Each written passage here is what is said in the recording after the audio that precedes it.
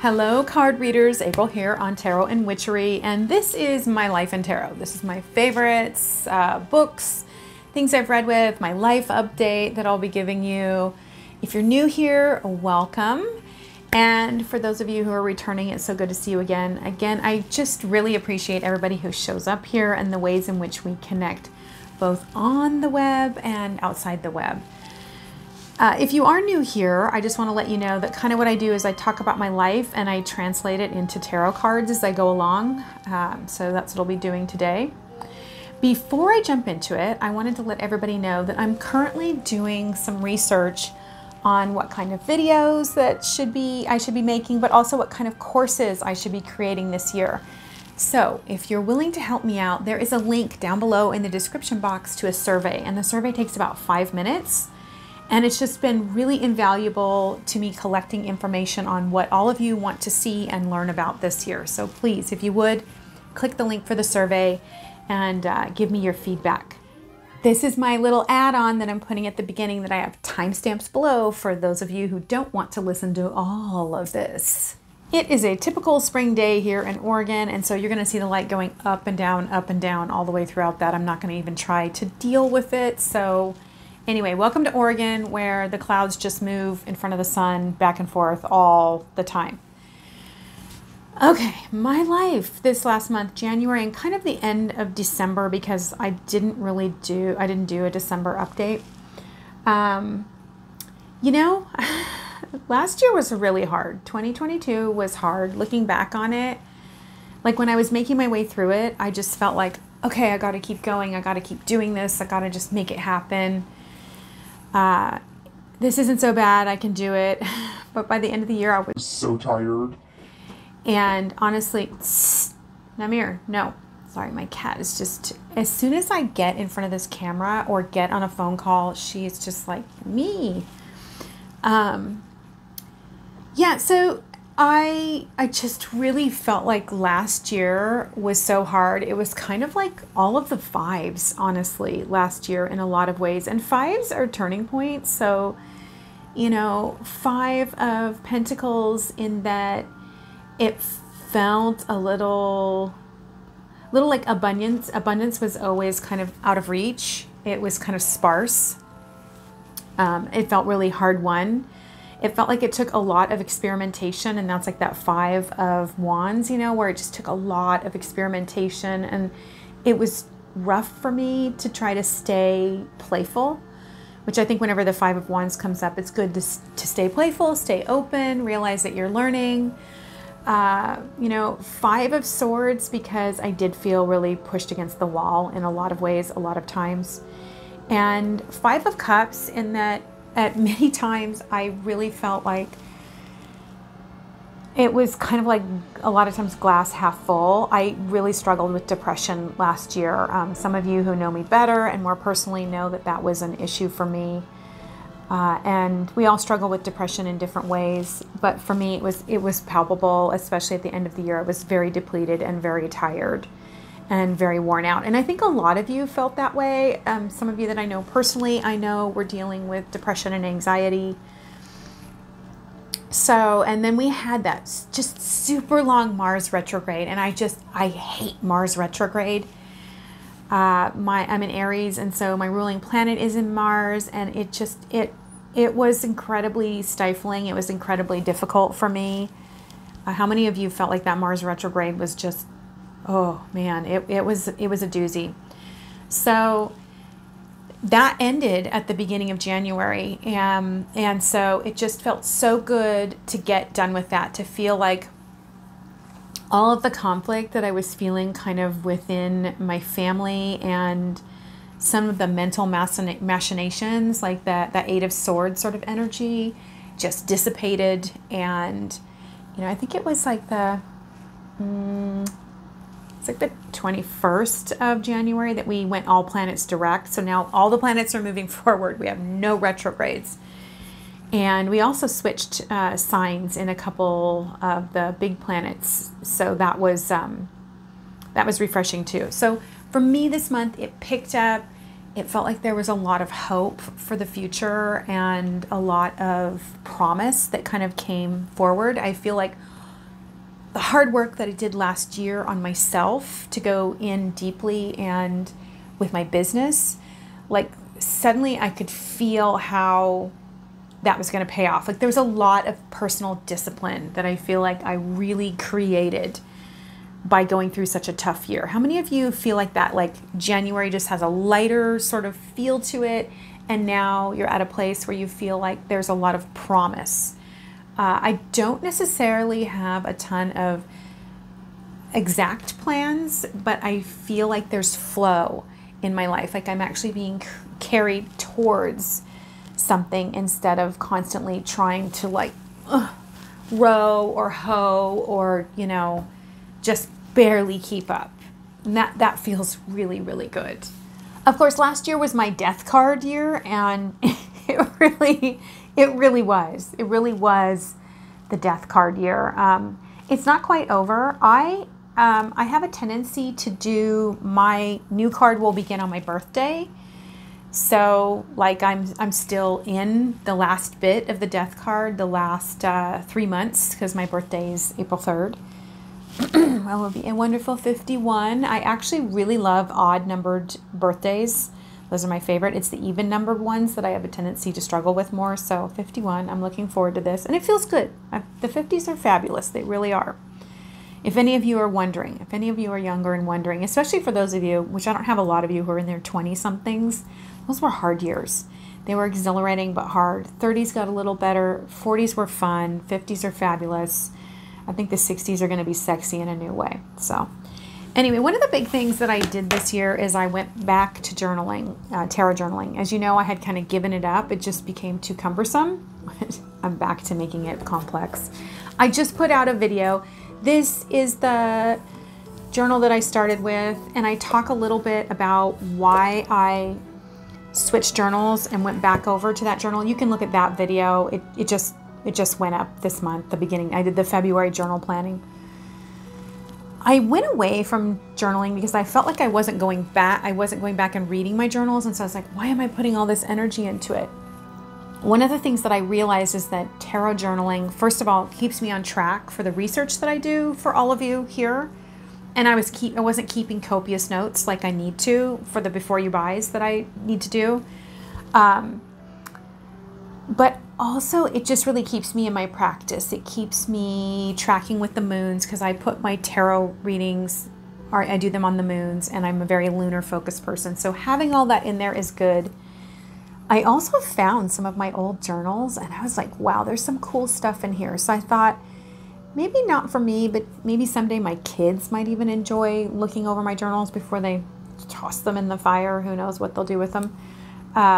So I did go back to journaling this month, and that felt really good. It felt to me like sort of an Ace of Wands kind of feeling. Yeah, Ace of Wands kind of feeling where there's just this sense of that I have space to be creative. Like last year I didn't have a lot of space. I just felt like being creative was really hard. It was just, again, everything was really hard won for me last year. And that was just exhausting, mentally and physically exhausting for everything to be so hard won. So, you know, that Ace of Wands feeling like there are so many possibilities for me to create. I really feel like this year my third chakra, my sacral chakra, is highly activated. It's really humming and spinning. It's really open, and because of it, there's so much energy that's flowing to and from me, and it feels like there's a lot of equal exchange. That Six of Cups, there's a lot of Six of Pentacles, equal exchange in the world. Wow, somehow I just filmed a whole video but wasn't filming. Great. Okay, so take two. I spent a huge amount of time at my ancestral altar this month. My ancestral divination course. If you are interested in that, this is the last month to sign up for it. It goes down in February, and it won't be open again until Maven. And the price is going to go up because I'm adding more to it. And you have lifetime access to it, so you always get all the content forever that I add to it. But yes, so if you're thinking of joining us, you might want to do it now. This is the deck that I have at my ancestral altar. It's the Wisdom of the Divine Feminine. Oh, by the way, there's a link down below to that course. And this is so profound. This deck is lovely. The cards in here are amazing, and I'm sure that a lot of you are sort of familiar with this deck because it's older. Lisa Pepez has talked about it a lot. It is brilliant. It really is a brilliant deck. I do not have the companion. There's like another deck that she made, and I really want to eventually get it because she's brilliant. So when I say she, I mean Jenny Hain and Jessica Ricchetti. I think I'm getting that right. The imagery is just incredibly powerful. What makes this the perfect deck for being at an ancestral altar for me, working with my ancestors, is something incredibly vulnerable because you're dealing with lineage, you're dealing with opening yourself up to the spiritual realm in a different way. You're opening up the lineage within your body, so sometimes you're unlocking trauma. And so having something that's soft and something that I felt like I could trust was important, and this divine feminine energy has been perfect for that. This deck, which I'll have a link down below if you're thinking about it. I'm going to go to visions here real quick. How this deck is set up in the book is, it of course has the name, it has the name of the art piece, it has like a little saying, and then it has like this key words, key phrases / poetry at the top. So let me just read this one for visions. Go ahead and take a look at the visions one here and I'll read it to you. Peeling back sight itself to see more clearly. Visions beyond what the eyes can see. Sacred geometry. Sacred recognition. Becoming aware of what is underneath form. Darkness and light. Held by the earth. Honing in on a finely attuned vision. So you get that, and I just love these. Like sometimes that's all I read with them, and I just kind of contemplate and journal on that and kind of talk with my ancestors about it. But then she has an area here where she discusses the card, and then she has a contemplation, and these are really good. These questions are so good. Let me just read one here. When do I receive visions, dreams, shower, meditation, etc., etc.? So you kind of journal into some of those. Or how can I honor my visions or take action when needed? So she's got some great things. And then these rituals, and some of these have been really, really great to do. I highly recommend this deck if you're wanting to do some real healing work and you need something powerful but gentle, and something that you can trust, especially if you have a lot of trauma. I think this is very soft and beautiful, and I just applaud her for this work. This really is a powerful work. I also spent some time in the Norse Tarot, and I talked about this on my winter decks video. I'm sorry, you guys, this is not available anymore.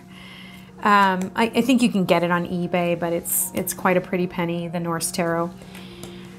I didn't spend a ton of time in this. It's a little bit cold. It does make me think about my Danish heritage, and that's kind of nice. And there is something very wintry about it. What makes this deck really cool and why it was fun this month is because of the book. The book is really neat that comes with it. It's got, in the Major Arcana, it's got all of these tales that go with each one. And so I think if I were doing some intense like Nordic work, you know, or working with Odin, this would be such a great deck because I would be working my way through the stories as I use the tarot itself, and each card would really draw me into that process.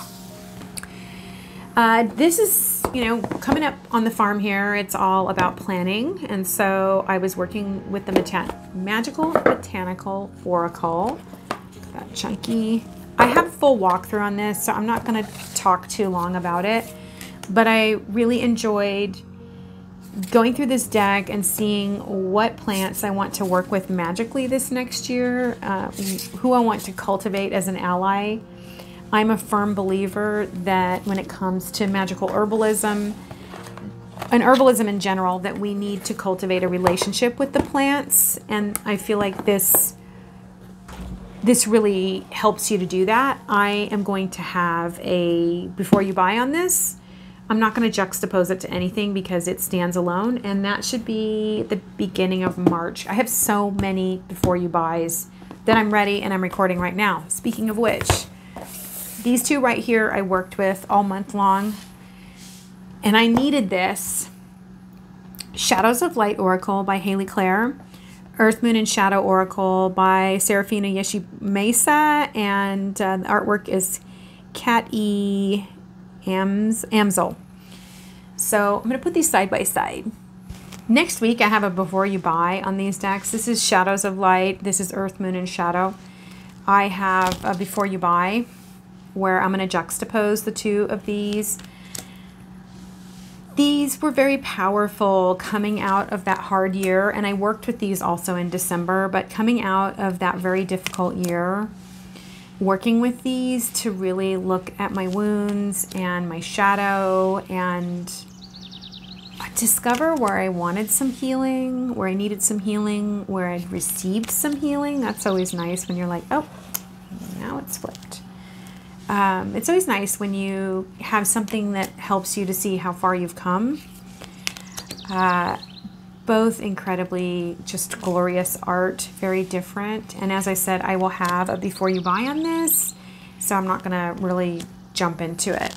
In the realm of oracles, Song of the Grandmothers, and this is by Kara Simons, illustrated by Marie in the Sky. That's a great little name. This deck is huge. First of all, this was a Kickstarter, you guys, and I just got it. I actually have a walkthrough and I never put it up on the channel, so I'm going to try to do that. I'm going to do a deep dive on this, although I think Lisa's already done one, but I will do one of mine. We have a little different flavor on it. This, I love the color palette on this. It just felt really good coming into the new year to reach for this. There is, I mean, it's Song of the Grandmothers. Interestingly enough, my grandmother was not very soft and sweet, but I had three grandmothers, one step grandmother. So I had one that wasn't really soft and sweet that I was close to, and she's in here at times. And then I've got one that was an artist and kind of flighty, and she's in here. And then I've got another one that was sort of middle of the road, prim and proper, yet fun, and brought me into an adventure, and she's in here. So I feel like January, this just helped me to kind of come into a little bit of a dreaming way and into my own aspect as a grandmother, right? And who I want to be and how I want to show up for my grandchildren. I have a grandbaby on the way, due in February, so I'm excited. You've got birds, you've got plants, you've got animals here. Let's look at the iris. Last year, this is was my mother's favorite flower. And this is Grandmother Iris, and it says, as above, below, connected by rainbow bridge, always inside you. And so I look at the backs of these. Aren't they just gorgeous? I love the color palette. It felt really nice to have this. And again, when I just needed, like I needed to be held in a way that felt kind of ancient and familiar, this deck was the deck that I went to. It's a fully color book. She really didn't scrimp. I'm so happy because I wavered on this one, backing this one. And then I thought, this is something special, and I'm going to be sorry if I don't have this in my collection. And I got to tell you, I'm kind of over backing a ton of tarots and doing, I have so many tarot decks, and it's a system that's already established that I feel like there's very few voices that need to be added to my collection. It's not that I'm not going to be getting tarot decks. It's just a lot less. But when it comes to oracles, I'm so open to the different ways that they can speak to us. So the the book here kind of has like, it has, talks about the card, and then it's got like the grandmother speaks to you, like whatever the grandmother is speaks to you. It's in quotes. It's got sort of this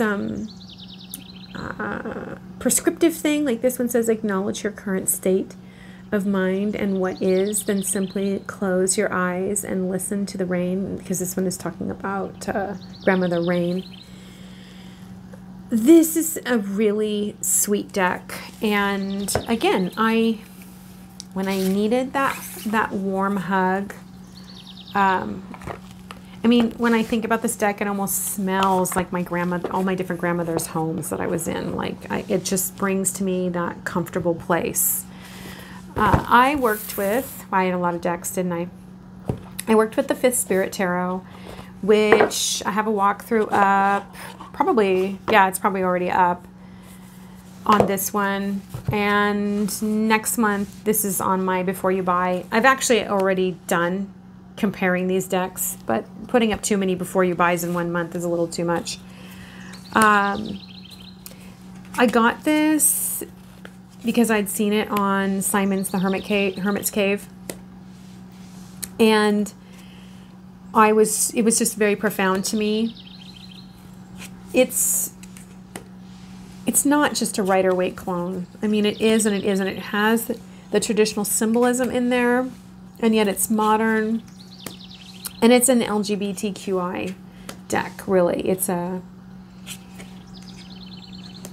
very gender neutral, actually, in a lot of ways. And I felt like having, first of all, I have a child that's a part of this community.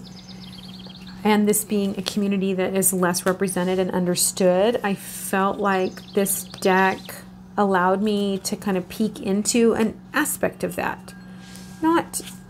This isn't everybody's experience of being LGBTQI, you know what I mean?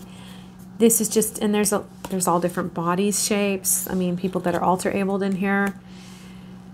I feel like this is a very clever deck, and it was really fun to read with, and it was, again, fun to open my eyes to a different world and kind of challenge my norms. I love this tower. There are definitely some representations in here, which I wish I could find one, that just challenged my way of thinking about people and gender in general. And that to me was refreshing, especially going into the new year, because I want to feel expansive. I want to feel as though I'm growing in myself and who I am. And so this deck was definitely a part of that. And again, I have a Before You Buy coming out next month that I'm juxtaposing this and the This Might Hurt Tarot. So there's that. And then I had just picked up and started the year in the Wildwood. The Wildwood Tarot. I spent a year with this deck just reading it and not really studying it. And so Orshi over at Dragorsi's Tarot has invited, so it's Gerald from Tarot Stash, I'm sure all of you know him, Richie from Longman Tarot, and then Dragorsi, Orshi, and I are all doing this. And there are 4 more videos. So A Year in the Wildwood takes you through the 4 seasons and the different, like right now we're in the season of air. We just started it on February 1st. So I started that, and you can check out that video. I'm going to have regular updates on the Wildwood. So if you want to do this with us, all you need is the deck. So if you already have the deck and you want to jump on, it's perfect timing. If you go over to Orshi's channel, which I'll have a link to down below, you'll see, or maybe I'll just link the playlist. You'll see that she's given you the dates for all the cards that we're going to study in this first section. And it turns out to be 2 cards a week. It's not overwhelming at all. It really, really isn't. And I made this, I'm reaching for it. I made this, so if you want to join us, this is a printable that's in my free learning library. There's a link to that down below. And these just are like, so you can put them in your journal if you want. These are like free clip art. And then these are all the cards that we'll be studying over the next 3 months, because it's a 3-month period, right? 4 seasons, 3 months. I'm really excited. I feel like this goes along perfectly with my Bardic path this year and what I'm studying and the herbalism that I'm involved in. I've got Oracle of the Trees that I'm going to be working with as well. So is Richie. So we'll kind of talk about that too. And again, I actually have my first impressions of the first couple cards that I'm going to post this week. Like they're mini videos, just my thoughts. Really not. I'm not going to do a bunch of editing, you guys. They're just going to kind of be off the cuff little videos. But if you want to take the journey with us, then I just encourage you to pick up your copy. Like maybe you felt intimidated by this deck. I know that it's its own thing, and it's by Will Worthington. So to me, that makes it perfect because I love his art. It's very powerful. It's been very powerful in the few days that I've been working with it. You know, I guess I want to, if you made it all the way this far, do me a favor and leave me, I'd love for you to leave me a string of emojis that kind of talk about what your last year was like you're coming to the end of the year. If you could sum it up, if you want to write something, that would be great. I would love to hear from you about how you feel last year was. And then if you're leaving a string of emojis, maybe you can leave one word. If you're not like, I just hate sharing, leave one word about what this year means to you. So you can kind of juxtapose those. And if you're willing to comment, I'd love to hear about that. I'd love to hear the shift. Did you feel the shift? I felt the shift. I felt like I shifted right at solstice, honestly, winter solstice. But right after that Mars retrograde, I was like, oh, thank goddess, the light is here again. Quickly here for my eco segment. This is my eco segment here. I wanted to say one of the best things that you can do in order to be ecologically involved in the saving of our planet is to get outside into it. I know that it's really winter, so maybe it's a time to really plan for how you want to interface with the earth and how you want to really stir your connection, because the more we are connected to the earth around us, the more we're going to want to be a part in saving and conserving it and being a good steward of it, and also doing things to reclaim areas of land that need reclamation. My second thing is, if you are able to get out on a walk in your neighborhood, I want to encourage you to go ahead and take a little trash bag with you and just pick up trash as you go. And then to think about, as you see trash out in the world, to really think about your own impact with garbage. Michael Franti did a children's book, Where is Away? Because we say, oh, take the trash away. Well, where does the trash go? It just goes to another pile somewhere else. So in thinking about how you can make that connection, in walking and picking up the garbage, think about how you can lessen your impact on garbage and reduce that within your own household in the ways that you best can. And that's different for everyone. We're all in different, we all have different situations, different abilities, and so do what you can when you can. Lastly, this is my quick little menopause update for those of you who are, oops, I hope I'm not making a bunch of noise the whole video. My menopause update for those of you who are interested. So my bigger things on menopause and magic themselves, on my musings, on what I'm discovering as I press into my perimenopausal phase so that I can be menopausal. I'm not menopausal yet. I'm perimenopausal. I have a video up over on my other channel, which is Natural Witchery, on that journey and on magic. And I have another one coming out on Sacred Rage. So that's the next one, will be Sacred Rage. And as that, working that magic within you, if any of you have been kind of rageful during this time, I'm going to talk about magically working with that. As for me, I just ate a ton of sugar over Christmas. And in January, I'd planned on detoxing, and that was a miserable fail. And now I'm in February, and I'm trying to detox, and it's not been good. Now, mind you, when I say I've been having sugar, it's not like a lot of people, I have to say. And that's a terrible way to measure it. I'm better than a lot of people because I don't have added sugar in any of my foods that I buy. It's really my Starbucks addiction, you guys. It's the chocolate syrup that I get in my hot cocos, and it's like this vice of mine. It's not terrible, but it does really mess up my endocrine system. I had almost completely alleviated hot flashes, but I am having some. However, I'm just using those magically and really pressing into using that power to to accomplish some things magically. And I really feel like it's been working. So I'll be documenting that over on my other channel, Natural Witchery. The other thing is that I've started an herbal supplement, and I am a month into it. So I don't want to say what it is yet, you guys, because I'm just a month in. But this has turned around my energy completely. I have energy. I have mental clarity. I will tell you that this is about the gut-brain connection, what I've been doing. And I am at a place where the mental clarity that I have and the focus that I have, I don't know that I've ever had this much mental clarity and focus. I'm not joking. Yeah. And maybe it's because I'm older and have more discipline that it seems like that. Maybe before I had kids, I did. Although I just felt like I was all over the place as a young person. So, like I said, I'm not trying to really, if you really want to know, then you can contact me by email and I'm happy to talk to you about it. But I don't want to recommend it until I've got 2 months under my belt. And at that point, I feel like if 2 months, I'm really feeling this good at the end of 2 months, then I feel like this is something that I can shout from the mountaintops.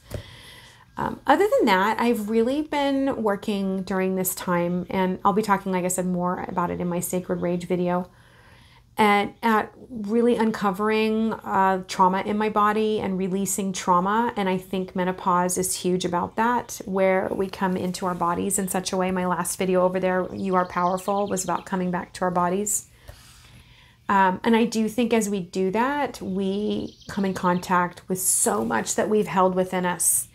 And there's a lot of trauma in there. And I think perimenopause, as we go into the menopausal time, is key to transforming ourselves, or actually rebirthing ourselves as women into this world, into our body in an empowered way, where we can feel embodied in a fresh way, to be powerful in a way that defies society, that really just defies societal norms, because they're not celebrating. I've even had other people on my other channel leave comments about how their husbands laugh at them. And, thank goodness my husband knows better than to do that.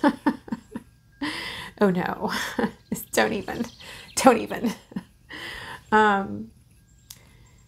But it's been wonderful to gather together, even here on this channel, to hear all of you who are going through this. I want to say to you right now that you are powerful, that your perimenopausal journey to menopause and even into menopause is really about owning that power, owning how powerful you are, understanding what a wonderful gift you are to this world, not just when you could make children. Your value is so much more now.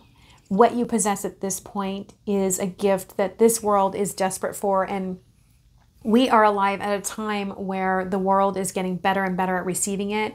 Although for most of us, we're going to be pioneers of bringing into the world a new way of understanding the journey to menopause, and also the value of women who are gray-haired. Okay, lastly, look, my hair. Okay, you guys, I'm about to try a new product. This was less chemical, what I've been doing, which is just like, it's like this golden rinse that I put on my gray. And you can see I'm a lot darker underneath. Can you see that? I've been putting this rinse on there, but I found a new product, and I'm not saying I'm going to do it for sure all over my hair, but I'm going to try something. And it is an all-natural product with henna. So this would be like the most natural that I could get as far as like coloring my hair. I'm not saying that it's going to work the way I want, because I really love this. I really, really do. I really love it. So, but I'm going to try it and I'll show you. I'll take a little picture of it. Maybe I'll do a short, like I'll do a little short of me doing it and then show it to you. I'm going to try to do it like maybe underneath. I have a really, like I call it my Morticia streak. Yeah, it's like right here. And it's really, really, like when I was younger and my hair was like darker, I used to have I have these blonde streaks, like white blonde streaks that go through my hair. So I may do my Morticia streak right here and see how that looks because it's underneath. And if I like it, then I'm going to go for it. Because I really want to switch over to something that's more eco-friendly. And this definitely is. This is like all natural. It's like chamomile and henna and just, you know, things like that. So, and water, you know, and time. I think you wear like a cap or something. So I'm going to try that out and see if it works. And I just want to say how much I appreciate all of you and the ways in which we walk this road together. Until we meet again, may you find the deck that you love this month. May you actually read with it, and may the messages that you receive feed your soul towards healing and change.